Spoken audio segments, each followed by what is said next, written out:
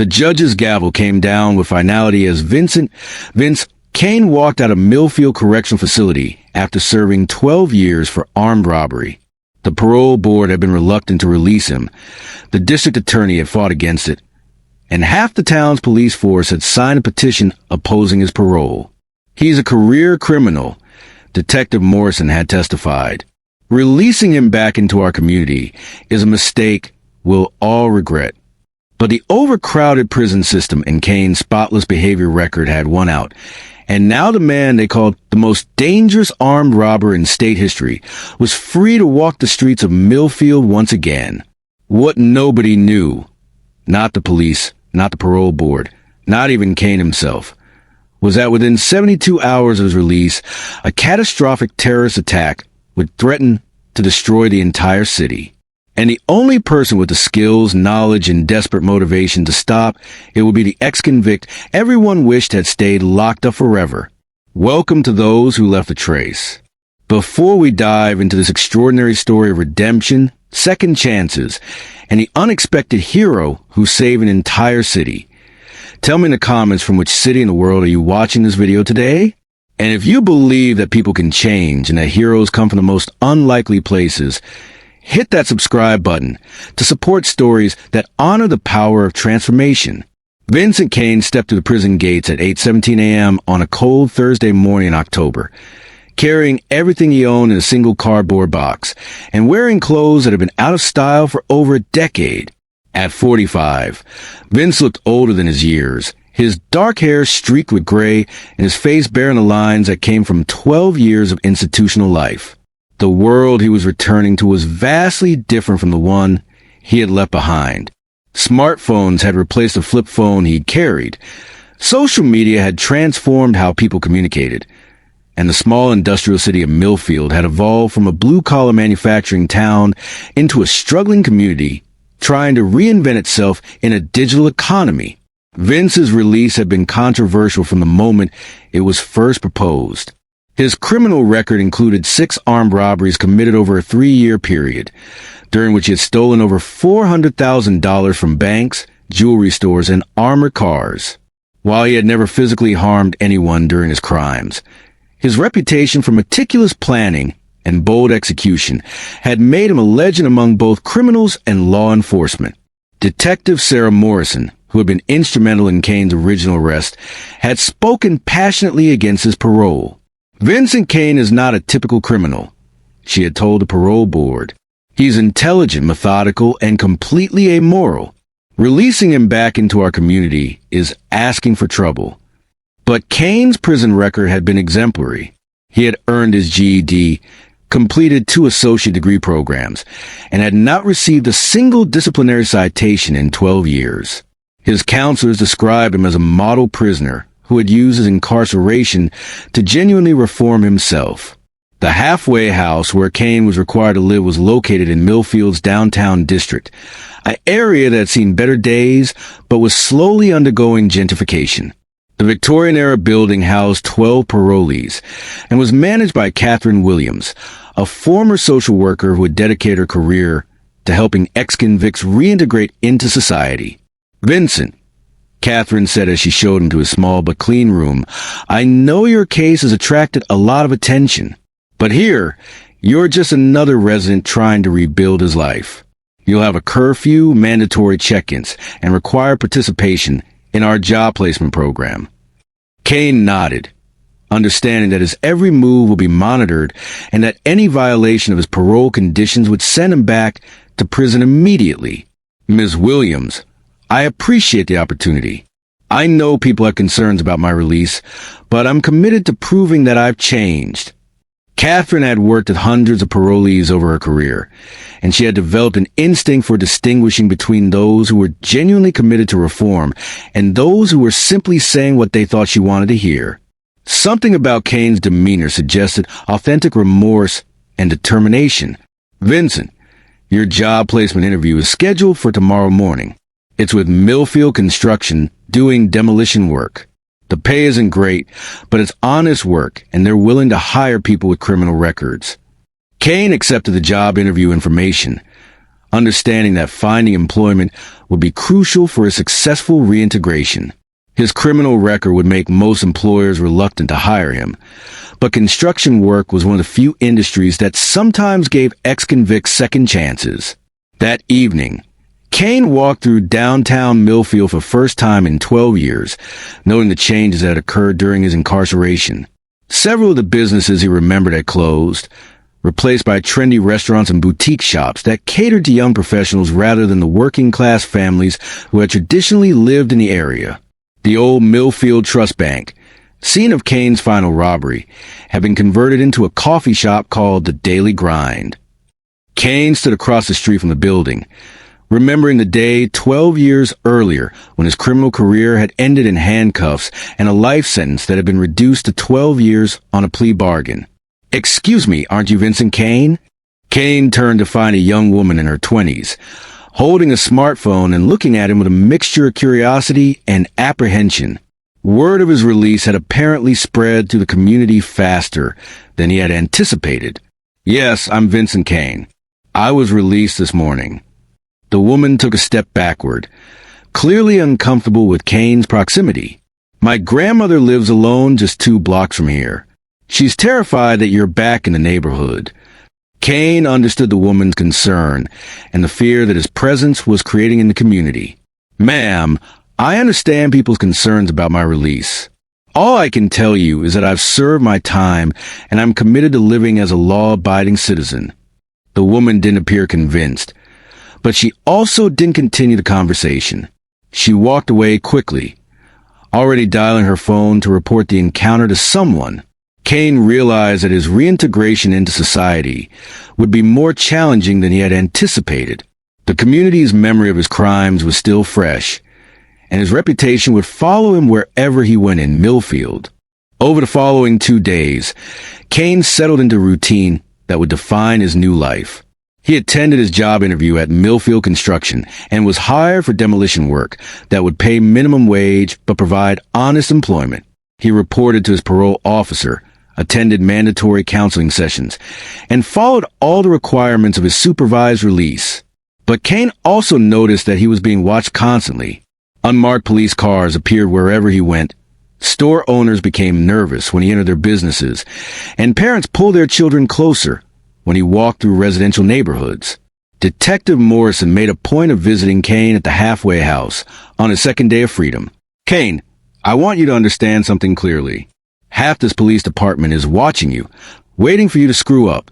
One violation, one suspicious activity, one complaint from a citizen, and you're going back to prison for the rest of your original sentence." Kane met Morrison's gaze steadily. "Detective, I understand the scrutiny I'm under. I have no intention of violating my parole or committing any crimes. I just want to rebuild my life quietly." Morrison studied Kane's expression, looking for signs of deception or hidden intent. "Kane, I've been doing this job for 20 years. I've seen a lot of criminals claim they've reformed, and most of them are lying. What makes you different?" Kane considered the question carefully before responding. "Detective Morrison, I'm not asking you to trust me based on my words. Judge me by my actions over time. If I'm lying about my reform, you'll know soon enough." Morrison left the halfway house unconvinced, but she also recognized that Kane was saying the right things and following all the requirements of his parole. Unless he actually committed a crime, there was nothing she could do except maintain surveillance and wait for him to make a mistake. What neither Morrison nor anyone else in Millfield knew was that Kane's release had been observed by individuals whose interest in him had nothing to do with law enforcement or community safety. 3,000 miles away, in a warehouse outside Los Angeles, a man named Abdul Rashid was reviewing personnel files for an operation that would require someone with very specific skills. Rashid was a terrorist operative who had spent 2 years planning an attack on American infrastructure that would demonstrate the vulnerability of small cities to coordinated assault. Millfield had been selected as a target because of its size, location, and symbolic value. The city was large enough to generate national media attention if attacked, but small enough that its emergency response capabilities could be overwhelmed by a well-planned assault. Rashid's plan called for simultaneous attacks on the city's water treatment facility, electrical grid, and emergency services communications, creating a cascade of failures that would leave Millfield helpless and demonstrate to the world that no American community was safe from terrorist attack. But the plan required someone with extensive knowledge of security systems, alarm bypassing, and the kind of precise timing that characterized professional criminal operations. Rashid had been searching for someone with those skills when Vincent Kane's release from prison provided an unexpected opportunity. This Vincent Kane, Rashid told his lieutenant, showing him Kane's criminal profile. He has exactly the skills we need for the Millfield operation. His robbery techniques show sophisticated understanding of security systems and timing coordination. Rashid's lieutenant examined Kane's file, noting the meticulous planning that had characterized his criminal career. How do we know he'll cooperate with our operation? Rashid smiled, confident in his assessment of human psychology. He's an ex-convict who can't find legitimate work, living in a community that hates him. We offer him enough money to disappear and start over anywhere in the world. He'll cooperate. What Rashid didn't understand was that Kane's 12 years in prison had fundamentally changed him in ways that couldn't be assessed from his criminal record. The man who had once planned robberies with military precision had spent over a decade reflecting on the consequences of his actions and developing a moral framework that would never allow him to participate in activities that could harm innocent people. Kane's first contact with Rashid's organization came on his fourth day of freedom, when a man approached him outside the construction site, where he was working demolition. "Vincent Kane, I have a business proposition that might interest you." Kane looked at the man, noting details that 12 years of institutional life had trained him to observe: expensive clothes, nervous mannerisms, and a careful way he positioned himself to avoid being overheard by other workers. "I'm not interested in any business propositions that aren't legal," Kane replied immediately. The man smiled, apparently expecting this response. "Mr. Kane, you haven't even heard what I'm offering. This is an opportunity to make more money in 1 week than you'll earn in 10 years of construction work." Kane's parole conditions explicitly prohibited him from associating with known criminals or participating in any illegal activities. But he was also curious about who was approaching him and what kind of operation they were planning. "What kind of business are you talking about?" The man handed Kane a business card with only a phone number printed on it. "Mr. Kane, there are people who appreciate your particular talents and would like to discuss a consulting opportunity with you. All perfectly legal, of course." Kane pocketed the business card without committing to making the call. "I'll think about it." As the man walked away, Kane realized that his reputation from his criminal career was attracting exactly the kind of attention he had hoped to avoid. Whatever these people were planning, it was almost certainly illegal and would violate his parole if he became involved. That evening, Kane showed the business card to Catherine Williams, his halfway house supervisor. "Ms. Williams, someone approached me today about a business opportunity. I'm concerned that it might be something illegal." Catherine examined the card, noting the lack of identifying information beyond the phone number. "Vincent, this looks like exactly the kind of contact you need to avoid. Have you reported this to your parole officer?" Kane nodded. "I'm planning to call Detective Morrison tomorrow and let her know about the contact." Catherine was impressed by Kane's decision to report the suspicious approach rather than investigate himself. "Vincent, that's exactly the right choice. Staying away from anything that could be illegal is crucial for your successful reintegration." But Kane was also troubled by the implications of the contact. If criminals were actively seeking to recruit him, it suggested that his reputation was attracting dangerous attention that could threaten his parole status even if he didn't participate in any illegal activities. Kane called Detective Morrison the next morning and arranged to meet with her to discuss the suspicious contact. Morrison listened to Kane's account of the encounter and examined the business card he had been given. "Kane, this is exactly what I expected would happen. Your reputation is going to attract criminals who want to use your skills. The question is whether you're actually going to stay away from them." Kane met Morrison's skeptical gaze directly. "Detective, I reported this contact to you within 24 hours. If I were planning to get involved with criminals, would I be telling you about it?" Morrison had to acknowledge that Kane's decision to report the contact suggested genuine commitment to staying within the law. "Kane, I'm going to have this phone number investigated. But I want you to understand that if anyone else approaches you with suspicious offers, you need to report it immediately." Kane agreed to Morrison's requirements, but he was also beginning to understand that his past would continue to create complications for his future regardless of a commitment to living legally. What Kane didn't know was that his conversation with Morrison was being monitored by Rashid's organization, which had placed electronic surveillance on several law enforcement frequencies in preparation for their upcoming operation. Rashid's response to Kane's rejection of their initial approach was swift and escalating. If Kane wouldn't cooperate voluntarily, other methods of persuasion would be employed. That night, Kane was returning to the halfway house from his evening job placement meeting when he noticed he was being followed by two men in a dark sedan. The surveillance continued for several blocks, clearly intended to be obvious rather than covert. Kane ducked into a convenience store and called the police from the store's phone, reporting that he was being followed by unknown individuals. 2 patrol cars responded within minutes, but by the time officers arrived, the sedan had disappeared. "Mr. Kane," Officer Rodriguez said, "can you describe the men who were following you?" Kane provided what details he could remember, but he realized that the incident had been designed to intimidate him rather than to actually harm him. Someone was trying to pressure him into cooperation through fear. Detective Morrison arrived at the scene 20 minutes later, her expression grim as she reviewed the incident report. "Kane, this is connected to that business card you were given yesterday. Someone is trying to pressure you into working for them." Kane understood the implications. "Detective Morrison, I think these people are planning something serious, and they want to use my skills to help them. When I refused to cooperate, they decided to try intimidation." Morrison realized that Kane might be the target of a criminal organization that posed a threat to the entire community. "Kane, I'm going to arrange for protective surveillance. But I also need you to consider the possibility that these people might try more direct methods of persuasion." What Morrison didn't tell Kane was that federal investigators had been monitoring communications that suggested a terrorist attack was being planned against a small American city. The timing of Kane's release and the suspicious contacts he was receiving had raised concerns that Millfield might be the intended target. Kane returned to the halfway house under police escort, understanding that his presence in the community was now creating risks that extended far beyond his own safety. That's when everything changed. The call came at 3:17 a.m., jolting Kane from the light sleep that had been his habit since his years in prison. Catherine Williams was knocking urgently on his door, her voice carrying an edge of panic that he had never heard before. "Vincent, I need you to come downstairs immediately.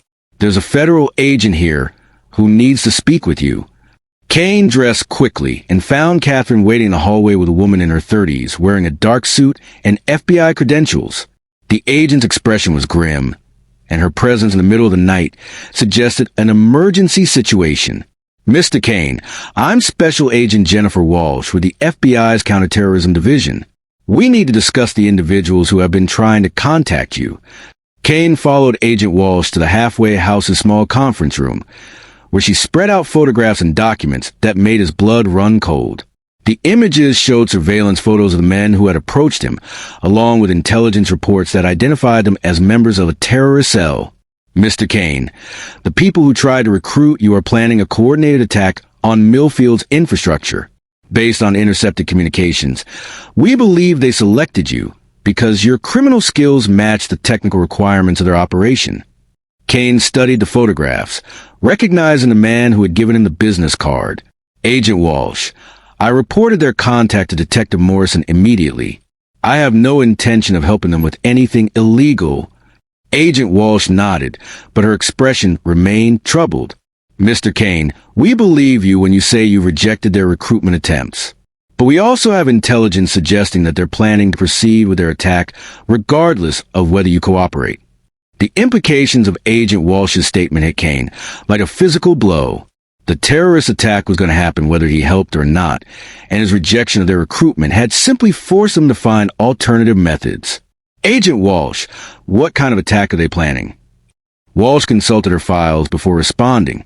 "Mr. Kane, they're targeting the city's water treatment facility, electrical grid, and emergency communication systems.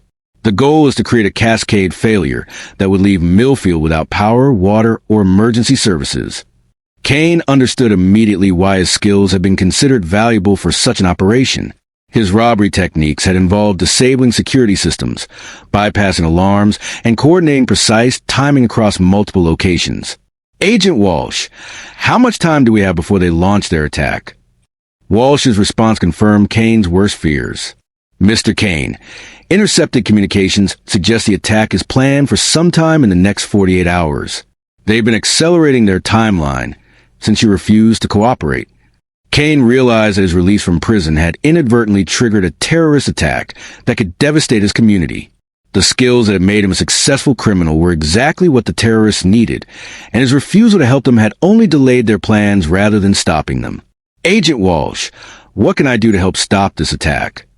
Walsh had been hoping Kane would ask that question. Mr. Kane, you understand security systems and coordination techniques better than anyone else we have available.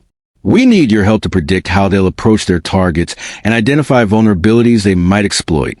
Kane understood that Agent Walsh was asking him to use his criminal expertise for law enforcement purposes, essentially reversing the skills that had once made him a wanted man.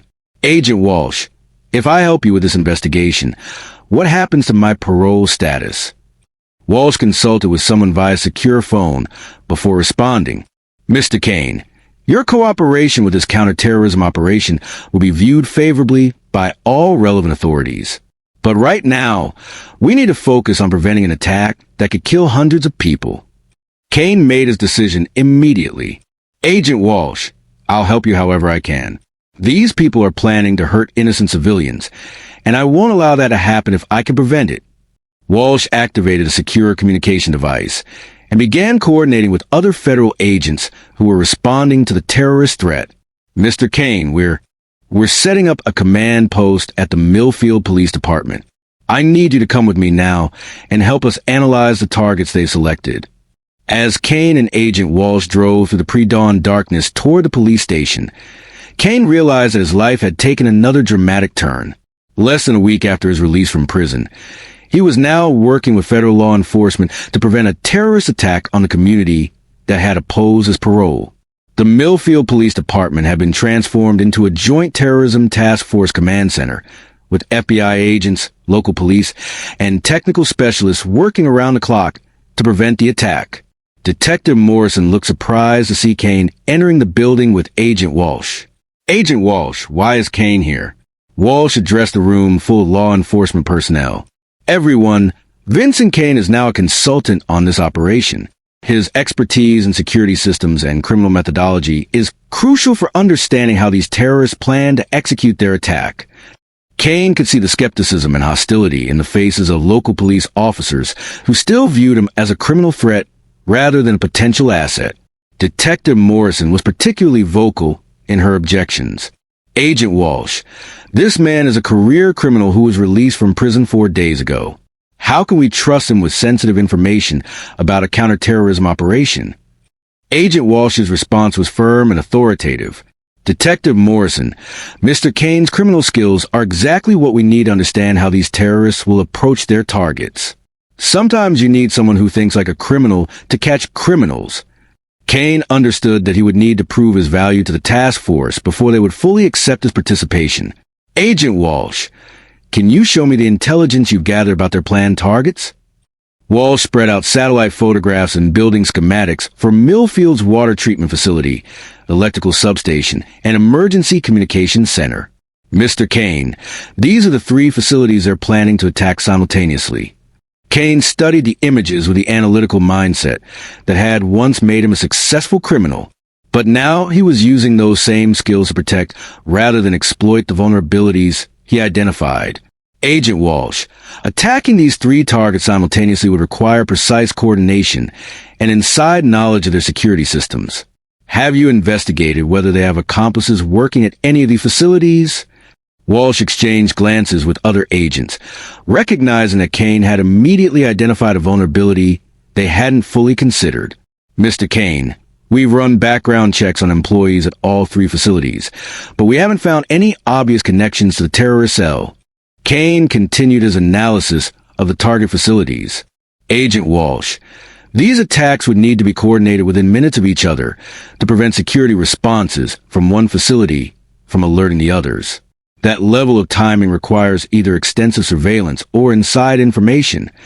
Agent Walsh realized that Kane's perspective was providing insights that their standard investigative approach had missed.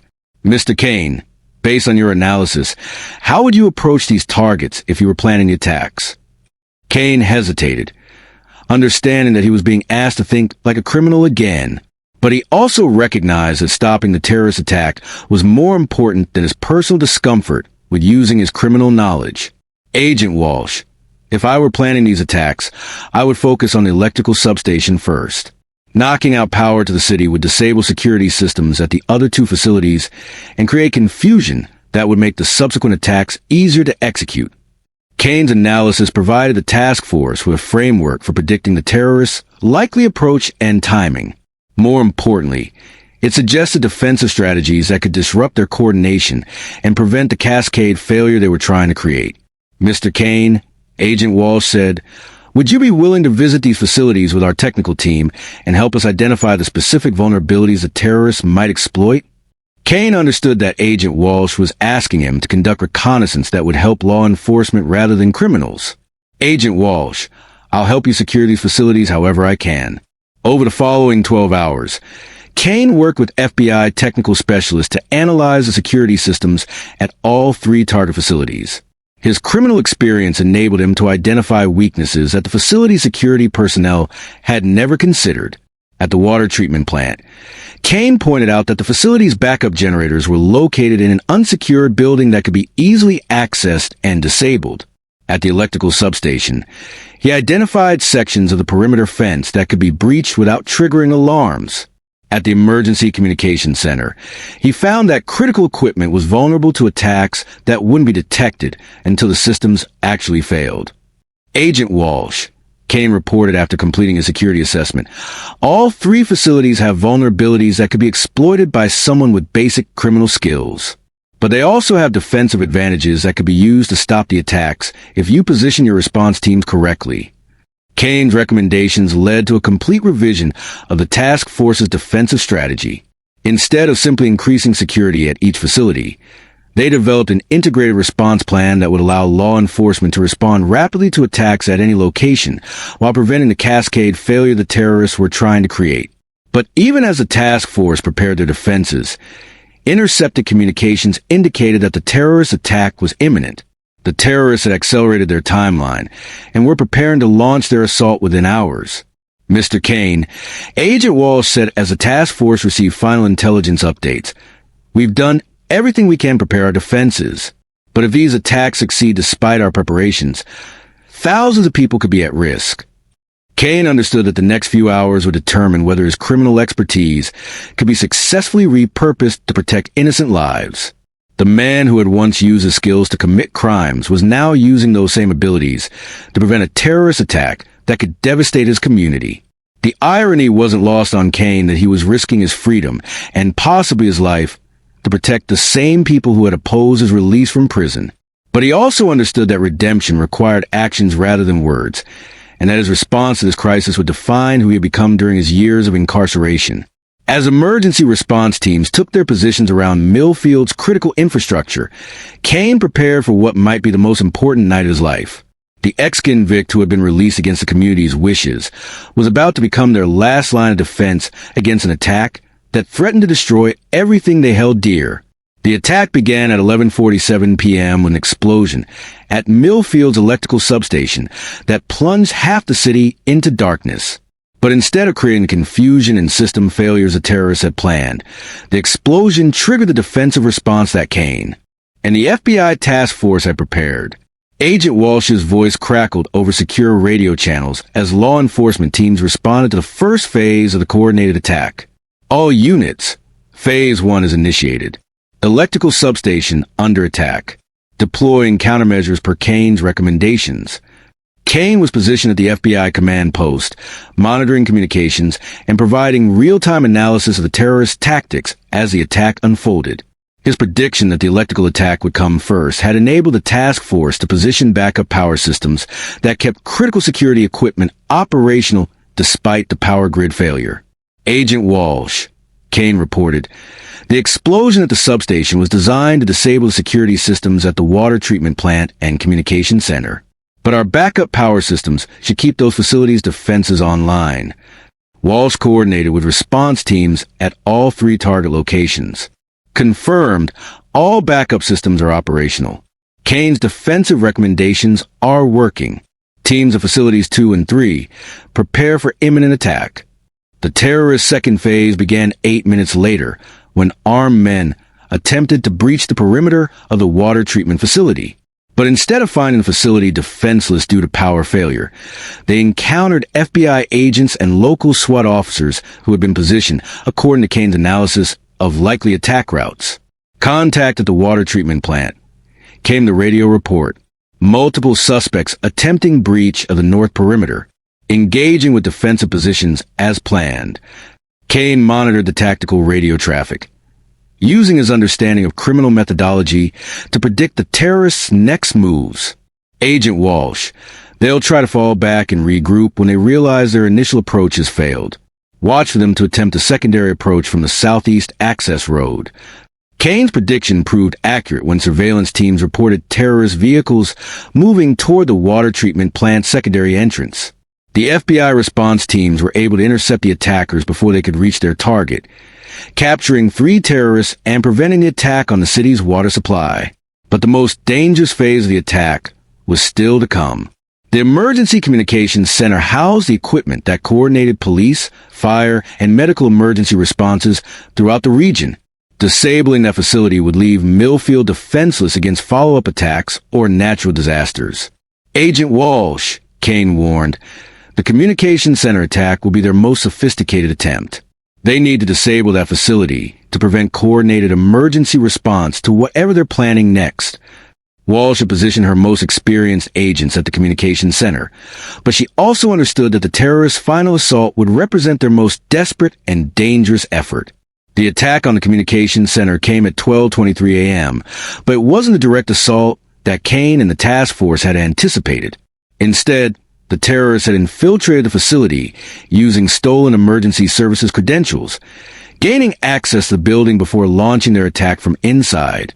Agent Walsh, we have a problem, came the urgent radio transmission from the Communications Center. Suspects are inside the building. They've gained access to critical systems and are attempting to disable our emergency communications network. Kane realized that the terrorists had used a more sophisticated approach than his analysis had predicted. Agent Walsh, if they disable the communications center from inside, they can shut down emergency response for the entire region. You need to get people inside that building immediately. Walsh coordinated with the tactical team at the communications center, but the responding officers reported that the terrorists had barricaded themselves inside the facility's main equipment room and were threatening to destroy critical systems if law enforcement attempted to breach their position. Agent Walsh, the tactical team leader reported, we can't risk a direct assault. If they destroy the communications equipment, we lose emergency response capability for over 100,000 people. Kane studied building schematics for the communications center, looking for alternative approaches that might allow law enforcement to reach the terrorists without risking the destruction of critical equipment. Agent Walsh, there's a maintenance access tunnel that leads directly under the equipment room. If someone could reach that tunnel, they might be able to access the facility from below without alerting the terrorists. Walsh examined the building plans Kane was indicating. Mr. Kane, that tunnel is barely large enough for one person, and it will require someone to crawl through over 200 feet of confined space to reach the equipment room. Kane understood what Walsh was implying. Agent Walsh, I can fit through that tunnel. And I understand the equipment systems well enough to disable their sabotage attempts if I can reach them. Walsh hesitated, understanding that sending Kane into the building would put him at enormous personal risk, while also potentially compromising the operation if he couldn't be trusted. Mr. Kane, this isn't something we can ask you to do. You're a civilian consultant, not a trained tactical officer. Kane met Walsh's gaze steadily. Agent Walsh, I'm the person who best understands how they're planning to sabotage those systems. And I'm small enough to fit through that access tunnel. This is something I need to do. Detective Morrison, who had been monitoring the conversation, interrupted with obvious concern. Agent Walsh, Kane is still a convicted felon on parole. How can we trust him with something this critical? Kane understood Morrison's skepticism, but he also recognized that the situation had moved beyond questions of trust or criminal records. Detective Morrison, those people in the communications center are planning to disable emergency services for the entire region. Whether you trust me or not, I'm the best option you have for stopping them. Agent Walsh made the decision that would determine the success or failure of the entire operation. Mr. Kane, if you're willing to do this, we'll provide you with communication equipment and guidance from our technical specialists. But I want you to understand that you'll be going into an extremely dangerous situation. Kane accepted the communication equipment and received a brief tactical briefing from FBI specialists who explained the layout of the communications center's equipment room and the likely positions of the terrorists inside the facility. Mr. Kane, the technical specialist explained, the equipment they're trying to destroy controls emergency communications for police, fire, and medical services throughout the region. If they succeed, response times for emergencies could increase from minutes to hours. Kane understood that the stakes went far beyond the immediate terrorist attack. Disabling emergency communications would create ongoing risks for every resident of the region, potentially causing deaths from medical emergencies, fires, and other situations that required rapid response. Agent Walsh, how do I get to the access tunnel? Walsh coordinated with the tactical team to create a diversion that would allow Kane to reach the tunnel entrance without being detected by the terrorists inside the building. As Kane crawled through the narrow maintenance tunnel toward the communications center's equipment room, he could hear voices above him speaking in a language he didn't recognize. The terrorists were obviously aware that law enforcement was surrounding the building, but they apparently didn't know about the tunnel that was bringing Kane directly underneath their position. The tunnel was barely wide enough for Kane's shoulders, and the 200-foot crawl through complete darkness tested both his physical endurance and his psychological resilience. But his years in prison had taught him to function in confined spaces and high-stress situations. Kane reached the access point directly below the equipment room and carefully opened the maintenance hatch, finding himself looking up into a space filled with complex electronic equipment and the voices of at least 3 men who were working to sabotage the communication systems. Using hand signals and whispered communications with Agent Walsh, Kane reported his position and received instructions for disabling the terrorist sabotage attempts without alerting them to his presence. Mr. Kane, Walsh whispered through his earpiece, can you see what they're doing to the equipment? Kane observed the terrorist activities for several minutes, noting that they were systematically destroying circuit boards and cutting cables that connected the communications center to emergency services throughout the region. Agent Walsh, they're not just trying to disable the systems temporarily. They're destroying equipment that will take weeks to replace. This attack is designed to create long-term disruption of emergency services. Kane realized that the terrorist plan was more sophisticated than anyone had understood. By destroying rather than simply disabling the communications equipment, they were ensuring that emergency response capability would remain compromised long after the immediate attack was over. Agent Walsh, I need to stop them now before they destroy more critical equipment. Walsh coordinated with tactical teams positioned outside the communication center. Mr. Kane, we're going to create a diversion at the main entrance. When you hear the commotion, that's your signal to act. Kane positioned himself directly below the equipment room's access hatch, preparing to emerge into a space occupied by armed terrorists who would almost certainly shoot him if they detected his presence. The diversion came in the form of flashbang grenades and loudspeaker announcements that drew the terrorists' attention toward the building's main entrance. Kane used the confusion to emerge in the access tunnel and position himself behind a bank of equipment that concealed him from the terrorists' view. From his concealed position, Kane could see that the terrorists had already destroyed significant portions of the communications equipment. But he could also see that some critical systems were still operational and could be protected if he acted quickly. Kane began systematically disabling the terrorist sabotage devices, working silently to preserve equipment, while the attackers were distracted by law enforcement activities outside the building. But Kane's presence in the equipment room was discovered when one of the terrorists turned and saw him working behind the communications panels. The terrorist shouted in his native language and raised his weapon toward Kane, who realized that his life now depended on actions he would need to take in the next few seconds. Kane's response drew on instincts and training that predated his criminal career, reflexes that had been developed during a military service that few people knew about. His movement was faster and more decisive than the terrorists had expected, allowing Kane to disable the gunman and secure his weapon before the other attackers could respond. Agent Walsh, I've secured one suspect and his weapon, but there are at least 2 more terrorists in the equipment room, and they're destroying critical systems. Walsh coordinated the tactical team's entry into the building, using Kane's position inside the equipment room to guide law enforcement officers directly to the remaining terrorists. The final confrontation lasted less than 3 minutes, ending with the capture of all remaining attackers and the preservation of most of the communications center's critical equipment. Kane emerged from the building at 1:47 a.m., exhausted but uninjured, to find Agent Walsh and a crowd of law enforcement officers waiting outside. The terrorist attack that had threatened to cripple Millfield had been stopped, but Kane realized that his role in preventing the catastrophe would fundamentally change how the community viewed his presence among them. Mr. Kane, Agent Walsh said as paramedics checked him for injuries, "What you did tonight saved thousands of lives. The communications equipment you protected serves emergency response for the entire region." Kane looked back at the communications center, understanding that the building housed systems that most people never thought about but depended on every day for their safety and security.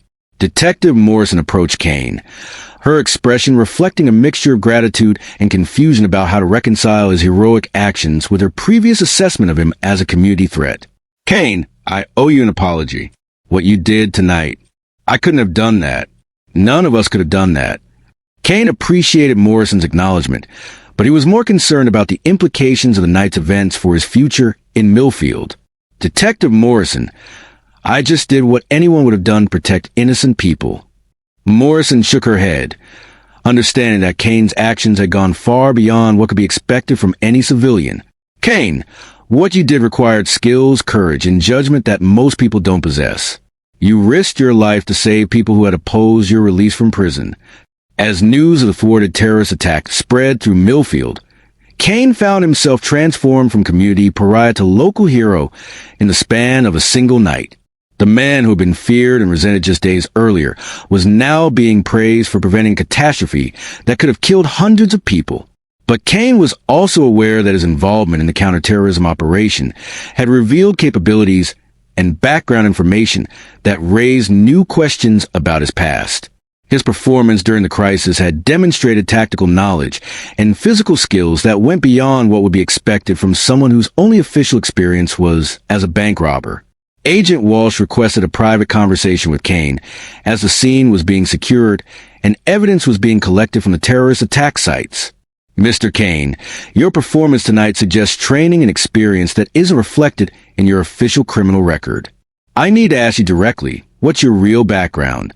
Kane had expected this question, understanding that his actions during the crisis had revealed capabilities that were inconsistent with his cover story as a simple armed robber. "Agent Walsh, my criminal record accurately reflects the crimes I committed, but you're right that there are aspects of my background that weren't included in those files." Walsh waited for Kane to continue, recognizing that whatever he was about to reveal would explain his exceptional performance during the terrorist crisis. "Agent Walsh, before I became a criminal, I served 8 years in the Army as a member of Special Operations Units. My training included demolitions, security systems, and tactical operations that prepared me for exactly the kind of situation we face tonight." Walsh realized that Kane's military background explained both his criminal capabilities and his effectiveness as a counterterrorism consultant. "Mr. Kane, why wasn't your military service mentioned in your criminal trial or parole proceedings?" Kane's expression grew somber as he explained the circumstances that had led to his criminal career. "Agent Walsh, I left the military after deployment that went badly. Several good soldiers died because of decisions I made, and I couldn't handle the guilt. I started drinking. Then I started robbing places to pay for the drinking, and eventually I ended up in prison." Walsh understood that Kane's criminal behavior had been a form of self-destruction driven by post-traumatic stress and survivor guilt rather than simple greed or antisocial behavior. "Mr. Kane, your military service and combat experience would have been mitigating factors during your sentencing. Why didn't your defense attorney present that information?" Kane shrugged, indicating that the legal strategies employed during his trial had been less important to him than accepting responsibility for his actions. Agent Walsh, I wanted to be punished for what I had done. I thought I deserved to go to prison, and I didn't want to use my military service as an excuse for criminal behavior.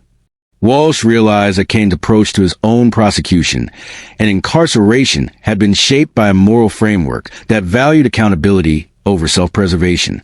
Mr. Kane, what changed during your 12 years in prison? What made you decide to reform rather than simply serve your time? Kane considered the question, understanding that Walsh was trying to assess whether his reformation was genuine or simply a strategy for earning early release. Agent Walsh, prison gave me time to think about the soldiers who died because of my mistakes and the people I had hurt during my criminal career. I realized that I could honor their memory by becoming someone who protected people rather than someone who harmed them. Walsh's assessment of Kane was further complicated by reports from the FBI technical team that had analyzed his performance during the communications center operation. Mr. Kane, our specialists report that your actions inside that building showed tactical expertise that exceeded what most of our agents could have accomplished. You neutralized an armed terrorist, preserved critical equipment, and provided intelligence that enabled our tactical team to conclude the operation successfully. Kane understood that his performance had demonstrated capabilities that might lead to offers of employment or consulting work with law enforcement agencies. Agent Walsh, I'm grateful for the opportunity to help prevent the terrorist attack, but I'm committed to rebuilding my life as a law-abiding civilian rather than pursuing any kind of tactical or security work.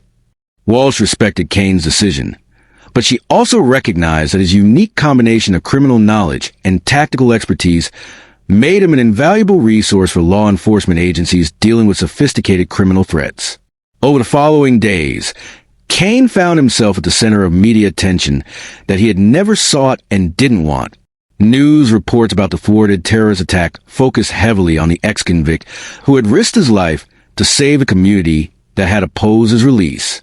Local hero prevents terrorist attack read the headline in the Millfield Gazette, accompanied by photographs of Kane emerging from the communications center after disabling the final group of attackers. Kane's story attracted national media attention, with television news programs and newspapers throughout the country reporting on the dramatic transformation of a convicted armed robber into a counterterrorism hero. But Kane was more concerned about how the media attention would affect his ability to rebuild his life quietly in Millfield. The publicity made it impossible for him to maintain the low profile that had been his goal since his release from prison. Catherine Williams, his halfway house supervisor, noticed a change in how community members reacted to Kane's presence in downtown Millfield. Vincent, people are approaching you on the street to thank you for what you did. That's quite a change from the fear and hostility you were experiencing just a week ago. Kane appreciated the community's gratitude, but he was also aware that public attention could create new complications for his reintegration process. Ms. Williams, I'm grateful that people no longer see me as a threat, but I'm concerned that all this attention might create unrealistic expectations about what I can contribute to the community. Kane's concerns proved justified when he began receiving requests from law enforcement agencies throughout the region asking for his assistance with security assessments, criminal investigations, and tactical planning.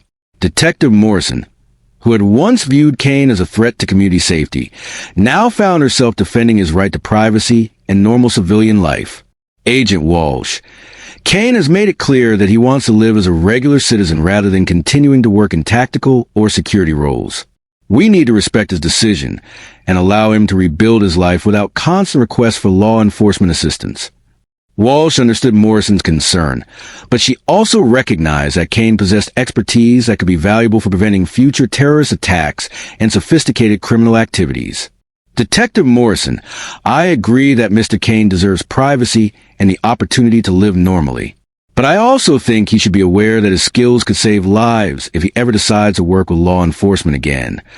Kane's decision about his future was influenced by a conversation with Father Miguel Santos, the Catholic chaplain who provided counseling during his years in prison. Vincent, Father Santos said during Kane's visit to the prison, "You've been given an opportunity that few people receive. You can use your past mistakes and the skills you developed during those mistakes to protect innocent people. That a form of redemption that goes beyond simply avoiding future crimes. Kane had always respected Father Santos' counsel, understanding that the chaplain's perspective came from years of working with inmates who were struggling to find meaning and purpose after making serious mistakes. Father Santos, I'm concerned that using my criminal skills, even for law enforcement purposes, might be a step backward rather than forward in my rehabilitation.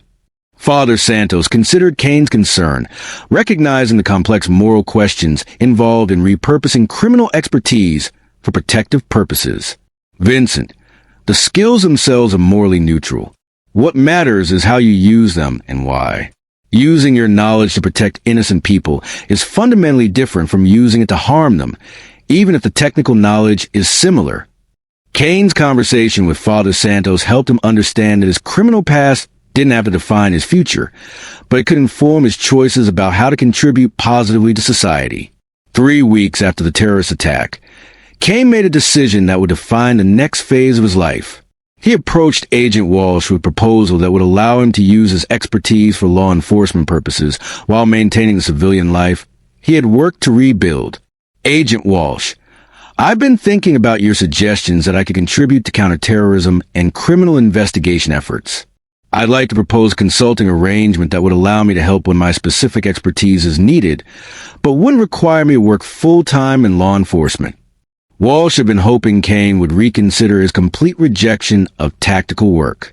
Mr. Kane, what kind of consulting arrangement are you thinking about? Kane outlined a proposal that would make his expertise available for complex cases that required understanding of criminal methodology, security systems, or tactical operations, while allowing him to maintain his primary focus on rebuilding his civilian life. Agent Walsh, I could provide analysis and recommendations on cases where my background would be helpful, but I wouldn't be involved in active operations or ongoing investigations. That way I could contribute to public safety without compromising my reintegration process.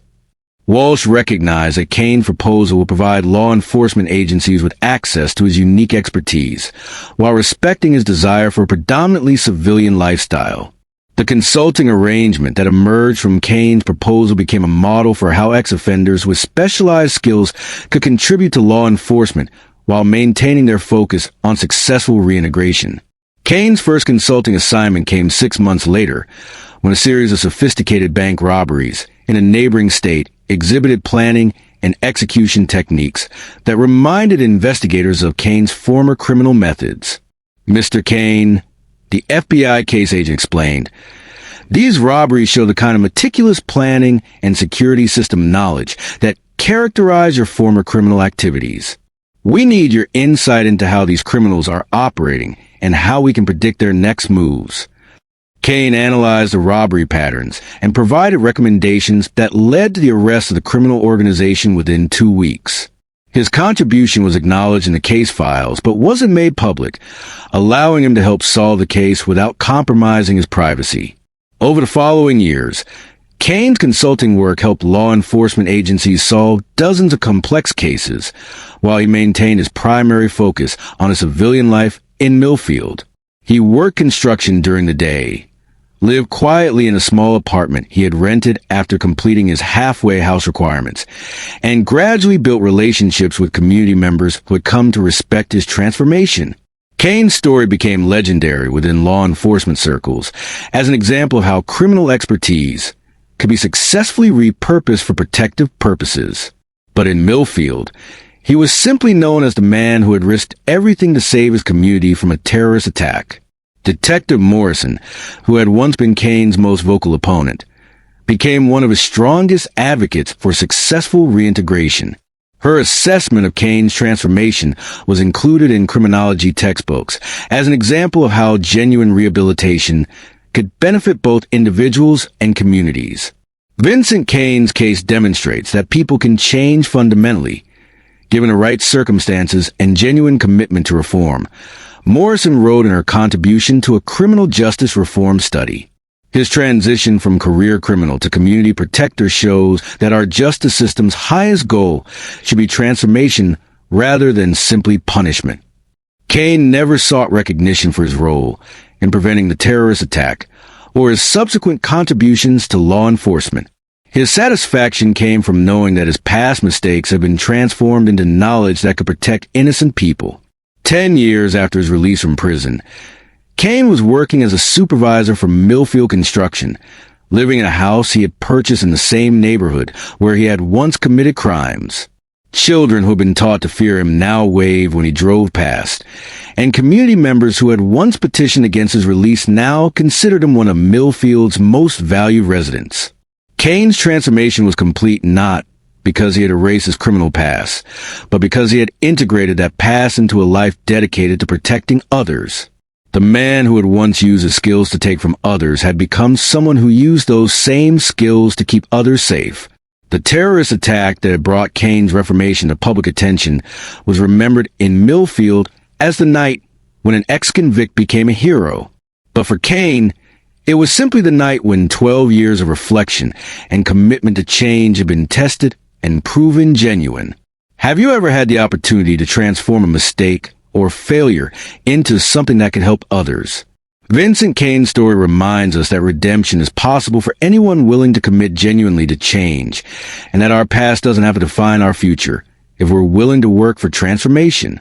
Subscribe to Those Who Left a Trace if you believe in second chances, the power of redemption, and the extraordinary things that can happen when people commit to changing their lives for the better. We'll see you in the next story, where we'll continue to honor those who prove that it's never too late to become the person you were meant to be, and that sometimes the most unexpected heroes are the ones who have learned from their darkest moments.